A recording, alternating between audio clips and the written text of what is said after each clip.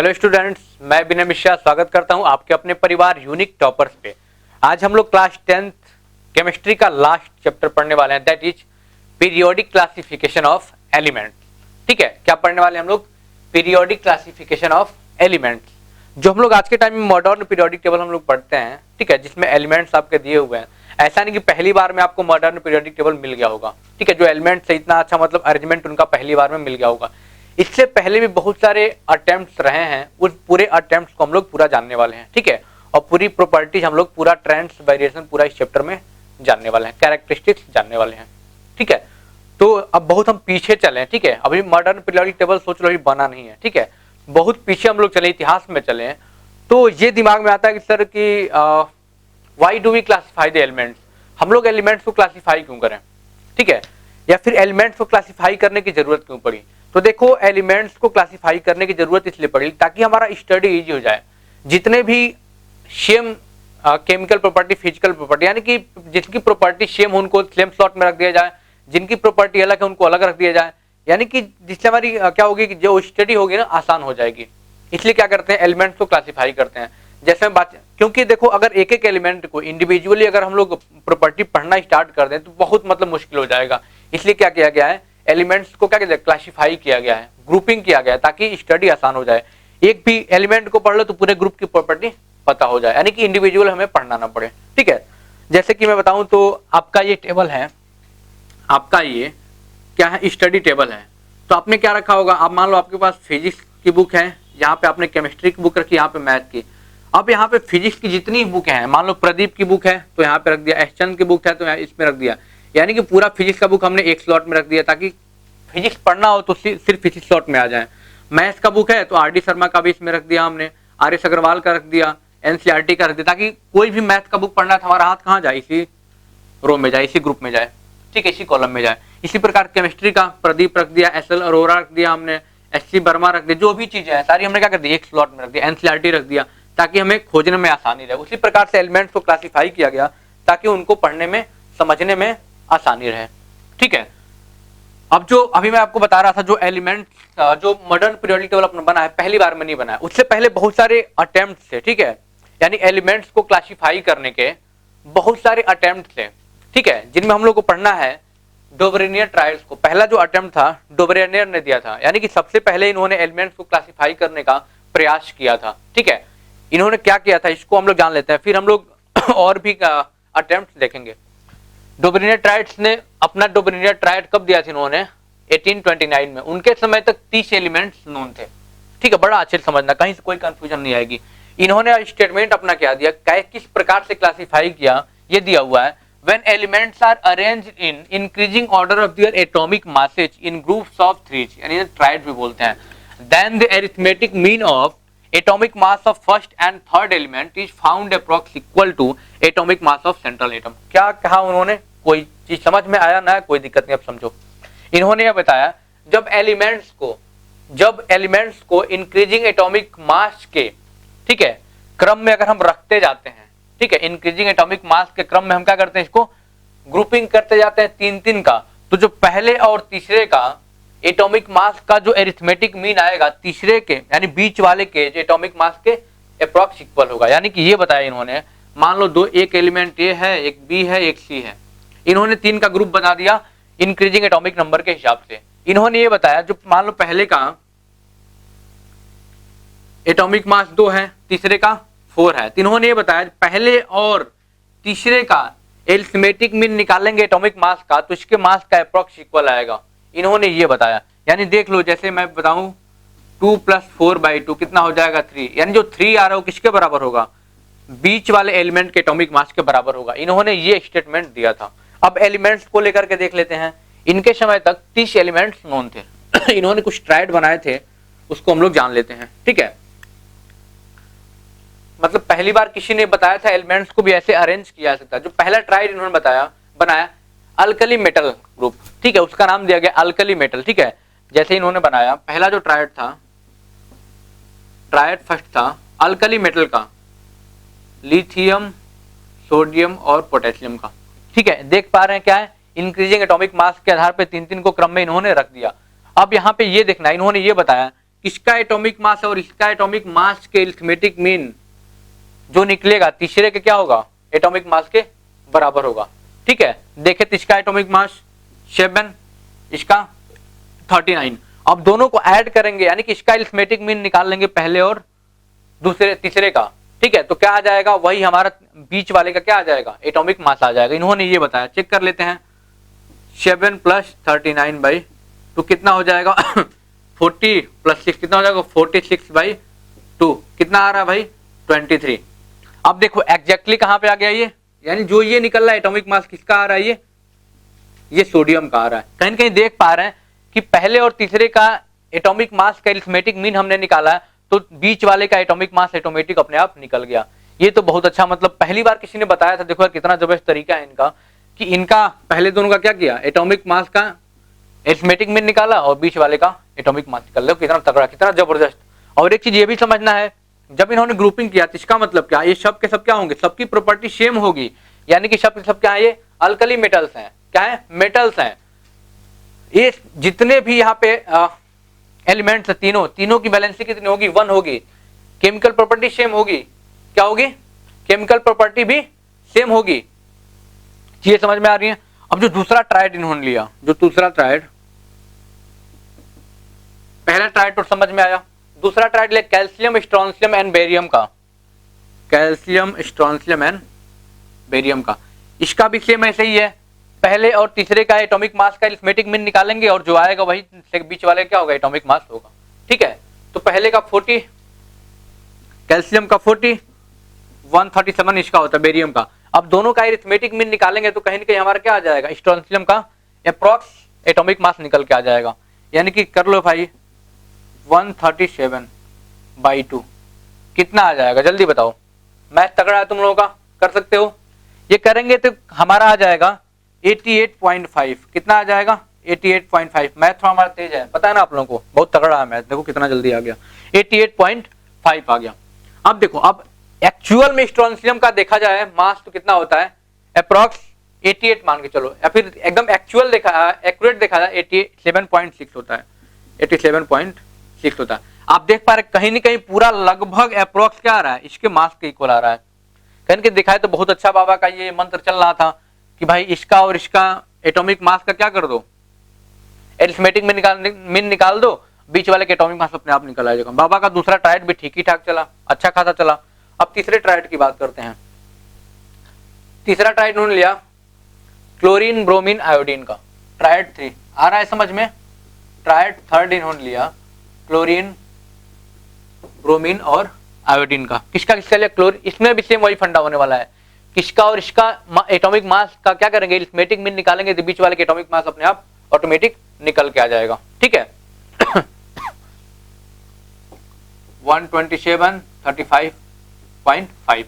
अब दोनों का अगर अरिथमेटिक मीन निकालेंगे भाई तो कहीं ना कहीं क्या आ जाएगा, ये हमारा निकल के आ जाएगा बीच वाले का। ये बी आर है ना भाई, भूल जा रहे हो आप लोग। चलो इसका निकाल लेते हैं, क्या आ जाएगा 35.5 + 127/2। इसका जो आएगा एरिथमेटिक मीन, ठीक है, वो कितना आएगा 81.25 आएगा। कितना आएगा 81.25 आएगा। और ब्रोमीन का एक्चुअल मास देखा जाए तो कितना होता है, एटॉमिक मास 80 होता है। देखो कहीं के लगभग इसके बराबर आ रहा है। अब तो बड़ा खुश हो गए भाई कि देखो यार सारी चीजें एकदम अच्छे से क्या हो रही हैं, पूरा रूल फॉलो कर रहा है। बट यहाँ पे बाबा का थोड़ा सा मंत्र फेल होता जा रहा था, बाबा का मंत्र यहाँ पे फेल होता जा रहा था। मतलब क्या, यहाँ पे एक चीज ये भी देख पा रहे हैं, सबके सब क्या है, ये सेकंड ग्रुप के एलिमेंट जो सेकंड ट्राइड लिया, इन्होंने सबके सब इसमें मेटल को लिया। किसको लिया, इसे बोलते हैं अल्कलाइन अर्थ मेटल, यानी कि जो अर्थ में बहुत ज्यादा पाए जाते हैं। क्या हो गया हमारे अल्कलाइन अर्थ मेटल। बैलेंसी देखें तो सबकी बैलेंसी क्या हो जाएगी, बैलेंसी सबकी 2 हो जाएगी। सब बेसिक हाइड्रोक्साइड फॉर्म करेंगे, यानी कि देखो सबकी प्रॉपर्टी क्या हो रही थी, मिलते जा रही थी। इस तीनों एलिमेंट की प्रॉपर्टी सेम, इसकी सेम। आ रहा है समझ में। चलो अब क्या पढ़ना हम लोगों को, अब ये पढ़ना है कि इनके डीमेरिट्स क्या क्या थे। डीमेरिट और मेरिट के बारे में भी थोड़ा सा जान लेते हैं, क्योंकि आपके एग्जाम में क्वेश्चन पूछा जाता है। चलो डीमेरिट क्या क्या है, इसको पहले हम लोग पूरा नोट डाउन करते रहना। पूरा जो भी मैं चीजें पढ़ा रहा हूं नोट करोगे तो आसानी रहेगी, एक बार वीडियो देखो, बार बार पढ़ो, और पबजी के लिए अपना क्या करो, 1.5 GB नेट बचाए रखो, एक ही बार वीडियो देखो बस, और पूरा अच्छे से नोट्स बना लो। चलो, ये चीजें समझ में आई? किसी को कोई भी दिक्कत आती है, किसी को कहीं से भी कोई दिक्कत आती है, हमें कमेंट के माध्यम से आप बता सकते हैं, कोई दिक्कत नहीं आएगी। ठीक है, ड्रॉबैक की देखी जाए तो, ड्रॉबैक देखा जाए तो सिर्फ इन्होंने 3 ट्रायड को ही बता पाया था।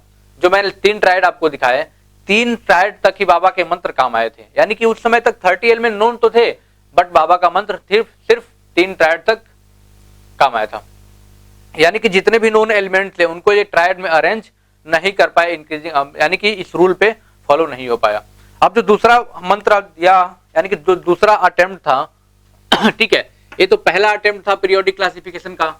ठीक है, अब जो दूसरा अटेम्प्ट था वो था हमारे न्यूलैंड्स लॉ ऑफ ऑक्टेव्स, यानी कि न्यूलैंड बाबा का था। यानी जो दूसरा अटेम्प्ट था वो हमें पढ़ना है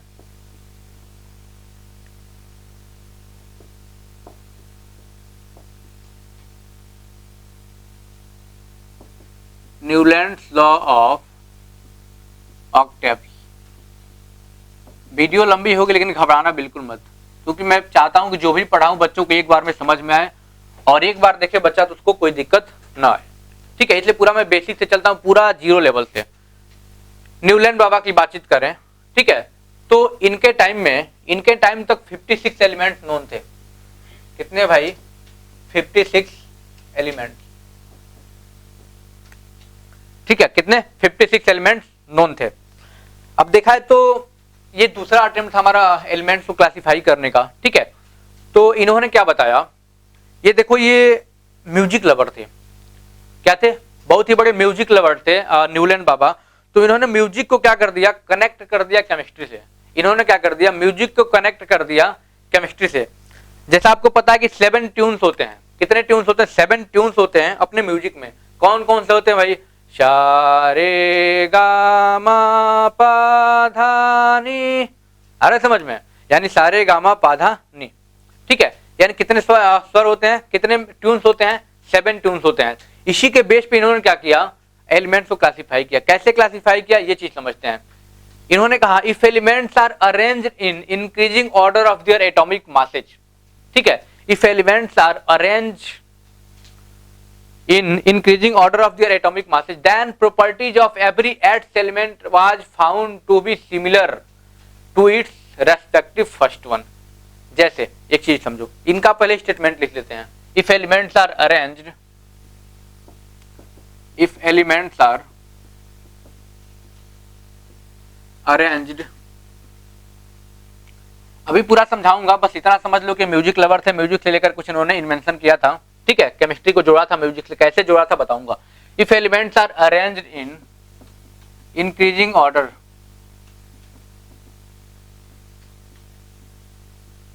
of their atomic masses, then the properties of first, then the properties of every nth element, then the properties of every nth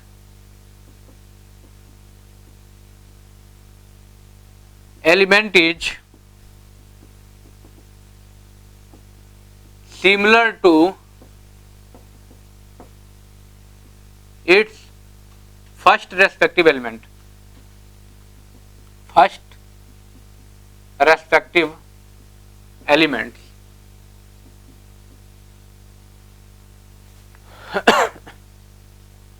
अब क्या बताया इन्होंने? इन्होंने ये बताया जब एलिमेंट्स को क्या करते हैं, इंक्रीजिंग ऑर्डर, उनके एटॉमिक मास के इंक्रीजिंग ऑर्डर में अरेंज करते हैं, तो हर आठवां एलिमेंट क्या करेगा, उसके पहले एलिमेंट से, रिस्पेक्टिव पहले एलिमेंट से क्या करेगा, उसकी प्रॉपर्टी मैच करेगी। यानी कि इन्होंने फिक्स कर दिया कि क्या होगा, हर आठवां एलिमेंट पहले एलिमेंट से क्या कर, जहां से हम काउंट करते हैं, हर आठवां एलिमेंट पहले एलिमेंट से उसकी प्रॉपर्टी रिजेंबल करेगी, उसकी प्रॉपर्टी मैच करेगी। ठीक है, जैसे ये देख लो, यहां समझ लो, जैसे है सा रे गा मा। ठीक है, पाधानी।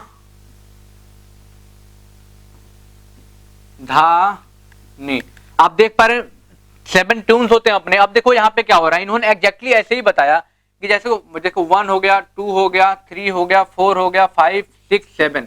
7 के बाद फिर क्या आ रहा है, 8वां एलिमेंट आ रहा है। यानी काउंट हमने यहां से किया 1 2 3 4 5 6 7 8। यानी कि जहां से हमने काउंट किया फिर जैसे ही रिपीट करके क्या आ रहा है, फिर से आ रहा है।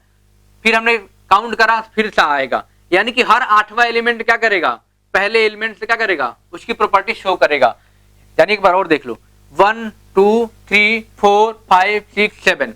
अब जो 8वां एलिमेंट आएगा फिर पहले से क्या करेगा, फिर यहाँ से 7 एलिमेंट से शुरू हो जाएगा। यानी प्रॉपर्टी किससे मैच करेगी, पहले से मैच करेगी। यानी 7 तक काउंट करना हमें, और जैसे ही जो 8वां एलिमेंट आए उसकी प्रॉपर्टी पहले से मिलेगी। ये इन्होंने बताया।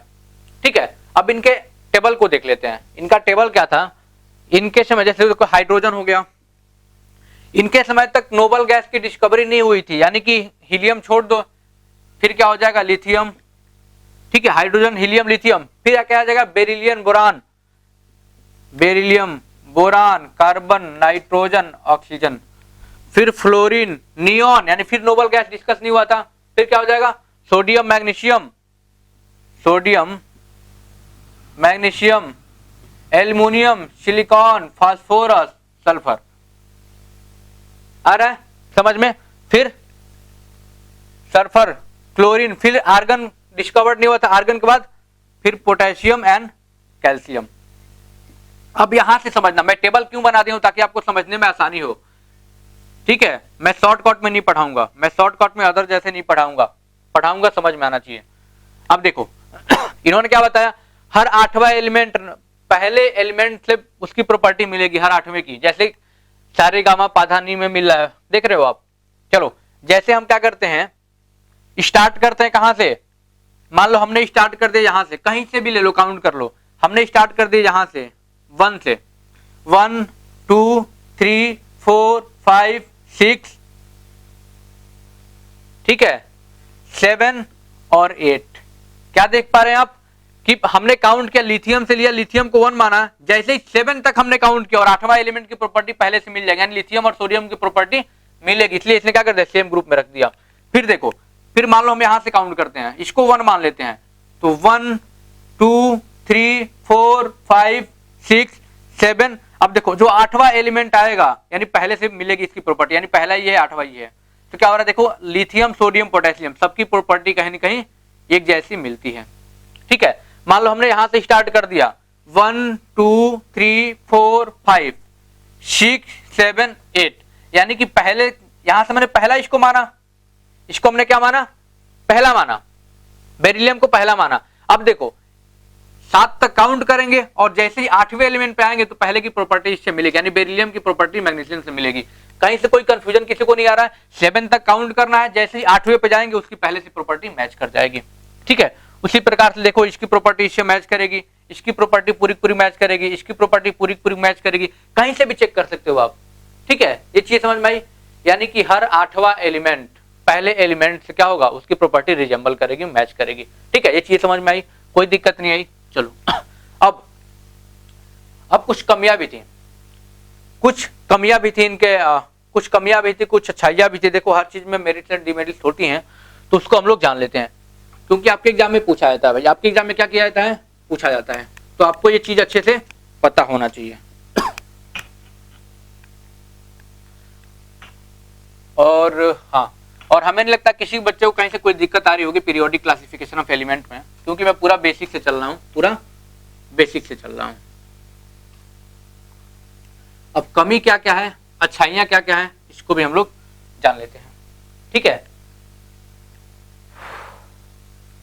मेरिट की बात करें तो सबसे बड़ी जो मेरिट इनकी क्या थी, न्यूलैंड बाबा की जो सबसे बड़ी मेरिट क्या थी कि मतलब एक फिक्स इंटरवल के बाद, देखो कितनी गजब की मतलब चीजें हो रही थी, एकदम एक फिक्स इंटरवल के बाद क्या हो रहा था, उसकी प्रॉपर्टी 8वें की प्रॉपर्टी पहले से मिल रही थी, 8वें की प्रॉपर्टी पहले से मिल रही थी। मतलब एकदम जबरदस्त कॉन्सेप्ट था, यानी पीरियोडिसिटी का इनका मतलब कॉन्सेप्ट बहुत अच्छा था, यानी कि प्रॉपर्टी बहुत अच्छे से मैच कर पा रही थी। और इन्होंने क्या पहले बार किसी ने क्या किया था, इंक्रीजिंग ऑर्डर में क्या किया था, इंक्रीजिंग ऑर्डर ऑफ एटॉमिक मास में क्या किया था, किसी ने पहली बार अरेंजमेंट इतने अच्छे से किया था। ये सारे मेरिट्स हैं इनके। डीमेरिट की बात करें, डीमेरिट बहुत ज्यादा था भाई इनका, ठीक है, डीमेरिट काफी अच्छा खासा था, ठीक है। अब देखा जाए तो इन्होंने क्या किया था, न्यूलैंड बाबा की बात करें तो इन्होंने सिर्फ 20 एलिमेंट्स को ही क्या किया था, अरेंज कर पाया था, ठीक है, सिर्फ 20 एलिमेंट, यानी कि कैल्शियम तक ही इनका मंत्र बाबा का चल पा रहा था। यानी 56 एलिमेंट्स उस समय तक क्या थे, नोन थे, बट बाबा का मंत्र कहां तक चला, सिर्फ कैल्शियम, यानी कि 20 तक सिर्फ इनका मंत्र चल पाया था, ठीक है। यानी कि कैल्शियम के बाद देखा जाए तो हर 8वें एलिमेंट की प्रॉपर्टी पहले से नहीं मैच कर पाती, यानी कि यहां पे मंत्र बाबा का फेल होता जा रहा था। और इन्होंने ये भी बताया कि क्योंकि आपको पता है इनके टाइम में 56 एलिमेंट नोन थे, तो इन्होंने ये भी बताया कि भाई नेचर में 56 ही एलिमेंट्स हैं, इससे ज्यादा डिस्कवर्ड किए नहीं जा सकते हैं। और आज के टाइम में पता है कितने 118 हैं, यानी कि बाबा का मंत्र वहां पे फेल हो गया था, ठीक है। अब बातचीत करते और भी क्या, dissimilar elements are placed in same slots. बहुत सारे डिसिमिलर एलिमेंट्स है जिनको सेम स्लॉट में क्या प्लेस कर दिया गया था, यानी कि जिनकी प्रॉपर्टी मतलब कि मिलती नहीं थी, फिर भी उसी में जबरदस्ती बाबा ने डाल दिया था, ठीक है, ठीक है। जैसे कोबाल्ट और निकल की बात करें, ठीक है, तो ये कहीं स्लॉट में डाल दिया था, कोबाल्ट और निकल को ये कहीं स्लॉट में, कोबाल्ट को भी और निकल को भी ये कहीं में डाल दिया था, ये कहीं स्लॉट में, ठीक है। और इसको पता है कहां पे प्लेस कर दिया था, फ्लोरीन क्लोरीन ब्रोमीन वाले ग्रुप में इनको ऐड कर दिया था, ठीक है, यानी कि जिसकी प्रॉपर्टी बिल्कुल भी इससे कोबाल्ट और निकल से नहीं मिलती है। और similar elements are placed in different slots, और जिनकी प्रॉपर्टी मैच कर पा रही थी उनको डिफरेंट स्लॉट में डाल दिया बाबा ने। जैसे कि बातचीत करें तो निकल और कोबाल्ट की प्रॉपर्टी कहने की Fe से मिलती है, आयरन से मिलती है, लेकिन दोनों को अलग अलग कर दिया इन्होंने। ये सारी चीजें क्या थी इनकी, मतलब डिसएडवांटेज, कमियां थी, लिमिटेशन थी, ड्रॉबैक थी, ठीक है, ये चीजें हो गई। अब जो तीसरा अटेम्प्ट था वो था, उसको भी जान लेते हैं, वो भी एक बाबा ने दिया था, उसके बाद जाकर के हमारा मॉडर्न पीरियोडिक टेबल बना था। और जो ये वाला मंत्र है, यानी जो ये वाला क्लासिफिकेशन है, जो ये वाला अटेम्प्ट है, मेंडलीफ पीरियोडिक टेबल, यानी डिमिट्री जो तीसरा अटेम्प्ट था,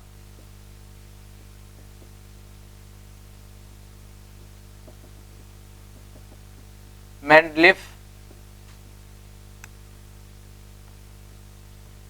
periodic law, Mendeleev periodic law, ठीक है, 1869 में इन्होंने दिया था। और इनके टाइम तक हमें लगता है कि 63 एलिमेंट्स नोन थे, कितने, 63 एलिमेंट्स नोन थे, ठीक है। अब देखा जाए तो मतलब सबसे इंपॉर्टेंट क्लासिफिकेशन में से क्लासिफिकेशन इनका था, सबसे इंपॉर्टेंट क्लासिफिकेशन किसका था, मेंडलीफ का था। क्योंकि जो अपना मॉडर्न पीरियोडिक टेबल बनाया ना, बेसिकली इसको बेस बनाया गया है, इससे बहुत सारी चीजें ली गई हैं, इसको बेस बनाया गया है। यानी कहीं न कहीं देखा है तो मॉडर्न पीरियोडिक टेबल जो आज हम लोग यूज करते हैं, उसके बाद जो सबसे इंपॉर्टेंट लॉ था वो किसका था, मेंडलीफ का था, ठीक है। तो इस चीज को हम लोग को बहुत अच्छे से समझना है। इन्होंने क्या कहा, elements are arranged in increasing order of atomic mass, elements are arranged in increasing order of their atomic mass after fix interval we absorb elements with similar properties. यानी कि इन्होंने यहाँ पे पीरियोडिसिटी की बात कही, जैसे कि इसके पिछले अटेम्प्ट में हमने देखा, ठीक है, न्यूलैंड ने क्या बताया कि हर 8वें एलिमेंट की प्रॉपर्टी पहले से मिलेगी, लेकिन यहाँ पे इन्होंने ये नहीं बताया किसकी प्रॉपर्टी किससे मिलेगी, कितने एलिमेंट के बाद, कितने टर्म के बाद, ये सब चीज मतलब ये नहीं बताया। ये डायरेक्टली बोले कि कुछ फिक्स इंटरवल के बाद केमिकल प्रॉपर्टी क्या होगी, मैच करेगी, केमिकल और फिजिकल प्रॉपर्टी क्या करेगी, इनकी प्रॉपर्टी सिंपली मानो मैच करेगी कुछ फिक्स इंटरवल के बाद। यानी कि 8वां तीसरा दूसरा कहने से ये बच पाए, ये चीजें नहीं कहे, मतलब ये बताया कि कुछ फिक्स इंटरवल के बाद इनकी प्रॉपर्टीज क्या होंगी, मैच करेंगे। यानी कि इन्होंने बातचीत करी क्या, पीरियोडिक प्रॉपर्टी की, यानी कि पहली बार किसी ने बातचीत की थी पीरियोडिक प्रॉपर्टी की। पीरियोडिक प्रॉपर्टी का मतलब कि फिक्स इंटरवल के बाद रेगुलर इंक्रीमेंट या डिक्रीमेंट हो किसी भी चीज में, ठीक है, ये हमारा पीरियोडिसिटी होता है। इन्होंने क्या किया था, उनके टाइम तक क्या बताया मैंने, 63 एलिमेंट नोन थे। इन्होंने क्या किया था कि सबसे पहले जितने भी एलिमेंट्स नोन थे, ठीक है, जितने भी एलिमेंट्स नोन थे, सबसे पहले 63 क्या लिया, प्लेन कार्ड लिया, इन्होंने सादा कार्ड लिया 63, और सब पे क्या करते गए, हर एक एलिमेंट को, एक एक एलिमेंट्स को बखूदी बखूबी मतलब अच्छे से उसके केमिकल प्रॉपर्टी, मान लो कोई एलिमेंट है हमारा, उसका एटॉमिक नंबर, मास नंबर, ठीक है, एटॉमिक नंबर, मास नंबर और उसकी केमिकल प्रॉपर्टियां, सारी चीजें क्या करते गए, एक एक कार्ड पे लिखते गए और करते करते 63 कार्ड्स पे 63 एलिमेंट्स की प्रॉपर्टी अच्छे से इन्होंने लिखना शुरू कर दिया और इन्होंने एक टेबल बना दिया, उसे बोलते हैं मेंडलीव पीरियोडिक टेबल। इन्होंने क्या कर दिया, एक टेबल फॉर्म कर दिया। इन्होंने 63 एलिमेंट्स क्या कर दिए, कार्ड बना करके सबके प्रॉपर्टीज लिख दिया और क्या करते गए, एक एक को प्लेस करते गए। मान लो पहला कार्ड उठाया, यहाँ पे प्लेस कर दिया, अब देखा इसकी दूसरा कार्ड उठाया, देखा एक इससे नहीं मिल लिया, इसकी प्रॉपर्टी किसी और से मिल रही है, उन्होंने क्या किया, उसको अलग स्लॉट में रख दिया, मतलब नई प्रॉपर्टी को। फिर तीसरा उठाया, फिर यहाँ पे रख दिया, चौथा उठाया, यहाँ पे रख दिया, ऐसे ही करते गए, एलिमेंट्स को रखते गए।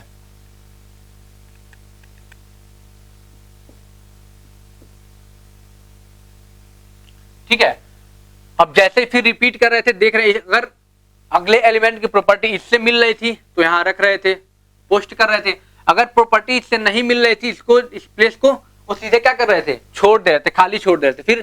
फिर अगला कार्ड उठाया उन्होंने, देखा अगर प्रॉपर्टी इससे मिल रही तो अभी प्लेस कर रहे थे। ऐसा नहीं कि अंधाधुंध मतलब कि रखते चलेगा, जिसकी प्रॉपर्टी जिससे मिल रही थी उसको ही रखते जा रहे थे।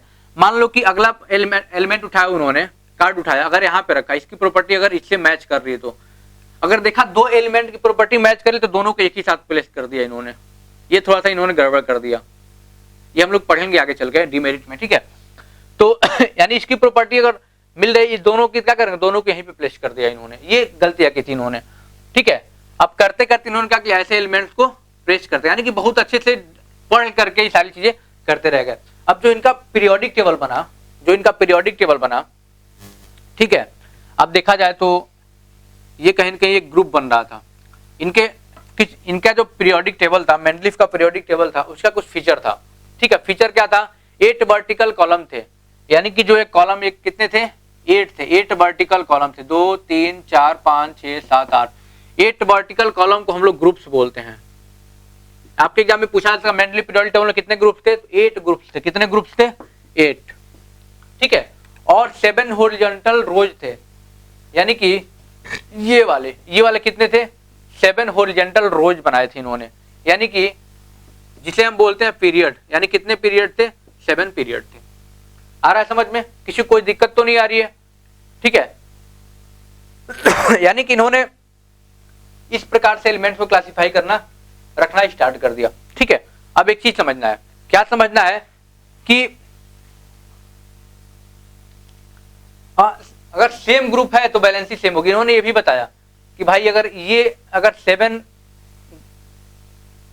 पीरियड्स हैं और 8 ग्रुप्स हैं तो सभी ग्रुप से जो ग्रुप हुआ, पहले ग्रुप की बैलेंसी सेम होगी, पूरे एलिमेंट्स की बैलेंसी क्या होगी, सबकी सेम होगी। सेकंड की अलग होगी, थर्ड की मतलब सबकी सेम होगी, यानी कि जो इसकी होगी वो इसकी होगी, इसकी होगी वो इसकी होगी, यानी कि हर ग्रुप में क्या होगी, एक की बैलेंसी जो होगी वो सबकी होगी, यानी कि बैलेंसी सेम होगी। इन्होंने ये भी बताया कि जब लेफ्ट टू राइट जाएंगे पीरियड में तो मेटल से नॉन मेटल मिलेंगे, यानी बहुत सारी चीजें इन्होंने क्लियर कर दी थी। इनके टाइम में भी नोबल गैस डिस्कवर्ड नहीं हुआ था, ठीक है। अब मेरिट की बात कर लें, बहुत अच्छा खासा मेरिट है इनका। मेरिट की बात कर लें तो जितने भी, पहला जो मेरिट है, जितने भी एलिमेंट्स है सबको उन्होंने क्लासिफाई कर दिया। सबसे बड़ी मेरिट क्या थी कि सबको इन्होंने क्लासिफाई कर, मतलब कि अरेंज कर दिया, सबको ग्रुपिंग कर दिया। और इन्होंने गैप बिछवा था, जैसे देखा आपने कि इन्होंने बीच बीच में गैप बिछवा था, यानी थोड़ा सा ये चालाक थे, होशियार थे कि नहीं भाई आने वाले समय में और भी एलिमेंट डिस्कवर हो सकते हैं। तो इन्होंने क्या किया था, और भी बहुत सारे ग्रुप मतलब कि स्पेस छोड़ दिए थे। जैसे एका बोरान एक एलिमेंट का नाम दे दिए थे, बाद में चल के स्कैंडियम हो गया। एल्युमिनियम, एका एल्युमिनियम जो बाद में चल के गैलियम हो गया, ठीक है। एका सिलिकॉन जो बाद में जाकर के जर्मेनियम हो गया, यानी कि कई सारे एलिमेंट्स को पहले ही प्रिडिक्ट कर दिए थे आने वाले हैं, ठीक है। उनकी प्रॉपर्टी भी पहले से प्रिडिक्ट कर दिए थे, ठीक है। इन्होंने एटॉमिक मास को भी करेक्ट किया, जैसे कि पहले माना था बेरिलियम का एटॉमिक मास 14 पॉइंट समथिंग है, लेकिन इन्होंने बाद में बताया 9.99 होता है, ठीक है, 9 होता है। ये चीजें इन्होंने बताया, बहुत सारी चीजें इनके मेरिट्स रहे। कुछ डीमेरिट्स रहे, डीमेरिट्स वो रहे जो आज भी मॉडर्न पीरियोडिक टेबल में भी डीमेरिट्स है। जैसे कि हाइड्रोजन को भाई मेटल के साथ क्यों प्लेस किया गया है, आप देखते होंगे हाइड्रोजन यहाँ पे, और कहीं के पीरियोडिक टेबल में देखो हाइड्रोजन को अलग से बैठाया जाता है, ठीक है। यानी कहीं के देखा जाए तो ये डीमेरिट पहला इनका क्या है कि हाइड्रोजन को भाई मेटल के साथ क्यों प्लेस कर दिए, ठीक है, यानी पोजीशन ऑफ हाइड्रोजन। बस बैलेंस ही सेम है भाई, और कोई प्रॉपर्टी मिलती नहीं है हाइड्रोजन की इनसे, ठीक है। ये चीजें डिस्कस करेंगे। पोजीशन ऑफ आइसोटोप्स के बारे में इन्होंने अच्छे से नहीं बताया। जैसे कि बात करूं हाइड्रोजन के 3 आइसोटोप्स, ठीक है, ये यानी same atomic number different atomic mass, protium, deuterium and tritium. यानी कि अगर देखा जाए एटॉमिक मास के अगर बेस पे रख देखा जाए तो 3 तो हमारा हाइड्रोजन ही जगह ले लेगा, यानी इसके लिए कोई जगह नहीं चाहिए। इसके बारे में ज्यादा बातचीत नहीं की है, यानी ये भी इनका डिमेरिट है। एनॉमलस पेयर इन्होंने बनाया, जैसे कि FeCO(Ni) को देखें हम, FeCO(Ni) यानी आयरन, कोबाल्ट और निकेल। तो देखा जाए तो कोबाल्ट क्या है ना, निकेल से हैवियर है। कोबाल्ट का जो एटॉमिक मास है वो निकेल से ज्यादा है, फिर भी इसको पहले कर दिया। ये सारी चीजें इनकी कमियां थी, ठीक है। अब अगली वीडियो में हम लोग बातचीत करेंगे मॉडर्न पीरियोडिक टेबल, ठीक है, जो हम लोग आज के टाइम में मॉडर्न पीरियोडिक टेबल को यूज करते हैं उसके बारे में बातचीत करेंगे। चलिए आज के लिए बस इतना ही, बस मिलते हैं अगले दिन अगले वीडियो के साथ। Thank you so much unique toppers.